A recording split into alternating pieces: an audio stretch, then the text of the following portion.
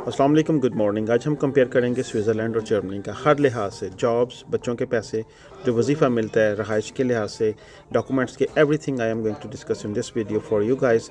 Just keep watching this video until the end. आपके इल्म में, आपकी सिलेक्शन में, आपने जो भी इंस्ट्रक्शन करनी है उसमें इजाफा होगा और I am sure you can decide what you have to do after watching this video. सबसे पहले चलते हैं कि आप जर्मनी में लॉन्ग टर्म परमानेंट कार्ड के साथ मूव हो सकते हैं, यूरोप का किसी भी कंट्री का, और उसे चेंज करवा सकते हैं। स्विट्ज़रलैंड में आप नहीं कर सकते। स्विट्ज़रलैंड में जाने के लिए आपको यूरोपियन पासपोर्ट चाहिए। जर्मनी में बच्चों के पैसे जो 255 यूरो वजीफ़ा मिलता है 18 साल की उम्र तक, और बाद में अगर वो पढ़ रहे हैं बाद में 18 साल प्लस, तो वो मिलता है गवर्नमेंट की तरफ से एक सेपरेट पैकेज है। आप काम कर रहे हैं, नहीं कर रहे, आपकी तनख्वाह ज़्यादा है, कम है, उससे कोई लेना देना नहीं है, वो आपको गवर्नमेंट अलहदा से पे करेगी। लेकिन जो स्विट्ज़रलैंड में है, ये मिलते हैं पैसे तकरीबन 200 स्विस फ्रैंक के करीब, तो वो आपका एम्प्लॉयमेंट अदारा देता है। आप जिस कंपनी के साथ काम कर रहे हैं, आपने जाकर उनको बताना होता है मेरे इतने बच्चे हैं, तो वो आपको सैलरी के साथ पे करते हैं। लेकिन वो खुद नहीं पे करते, वो गवर्नमेंट से लेके उनके डिफरेंट चीज़ें हैं, वो आपने मैनेज नहीं करना होता, वो फिर आगे एम्प्लॉयमेंट कंपनी का काम है। और अगर आप काम नहीं कर रहे तो आपको वो पैसे नहीं मिलेंगे। जर्मनी में बस ये ज़रूरी है कि बच्चे जर्मनी में रह रहे हैं, उनकी अनमेल्डिंग जो है वहाँ पर हुई हो।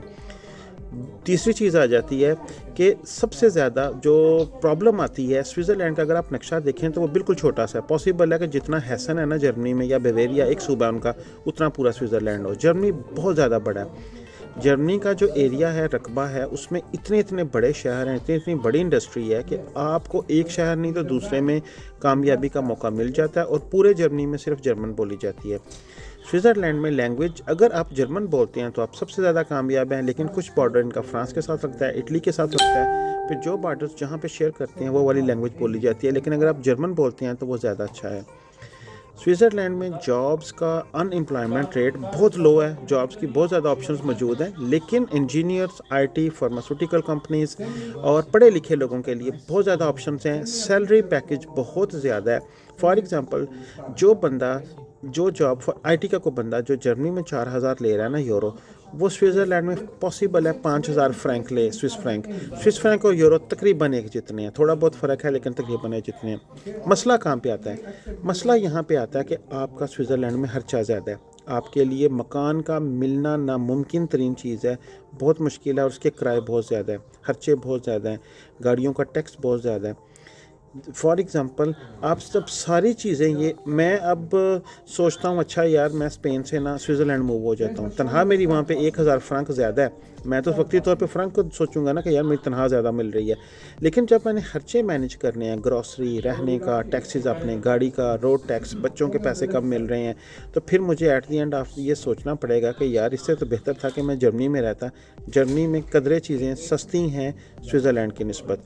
अगर आप कंपैरिजन करें इन सारी चीज़ों को, बिज़नेस वाइज भी अगर आप ले लें कि अगर आप चाहते हैं कोई रेस्टोरेंट खोलें, कोई कियोस्क खोलें, कोई छोटी दुकान खोल लें, तो जर्मनी में खोलना ज़्यादा आसान है। स्विट्ज़रलैंड में उसकी रिक्वायरमेंट ज़्यादा, किराए ज़्यादा हैं दुकानों के, जिस तरह मकानों के किराए ज़्यादा हैं, दुकानों के भी किराए ज़्यादा हैं। तो ओवरऑल आपके लिए सबसे बेस्ट होता है कि आप हमेशा वो कंट्री सेलेक्ट किया करें।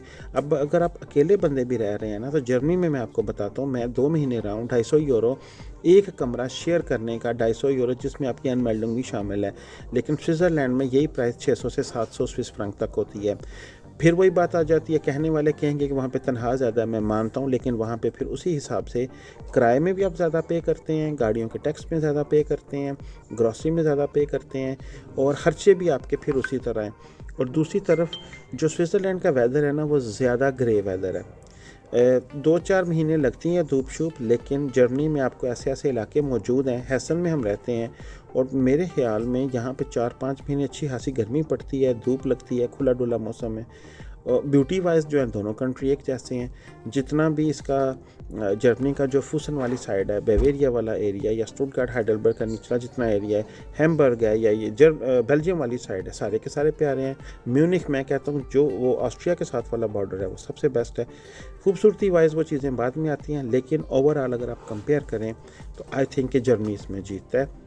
سوئٹزرلینڈ میں سیٹل ہونا نئے بندے کے لیے as a European passport holder تھوڑا مشکل ہے، اور اگر آپ کے پاس یورپین پرماننٹ ریزیڈنس کارڈ ہے، اسپین میں آپ کو پتہ ہے کہ لارگا دوراسیون ہوتا ہے اور ایک ہوتا ہے لارگا دوراسیون اور یونین اوروپا، وہ جو کارڈ ہے نا اس کے اوپر بھی آپ سوئٹزرلینڈ میں جا کے وہ کارڈ چینج نہیں کروا سکتے، جو مرضی ہو جائے، آپ کو صرف اور صرف یورپین پاسپورٹ چاہیے۔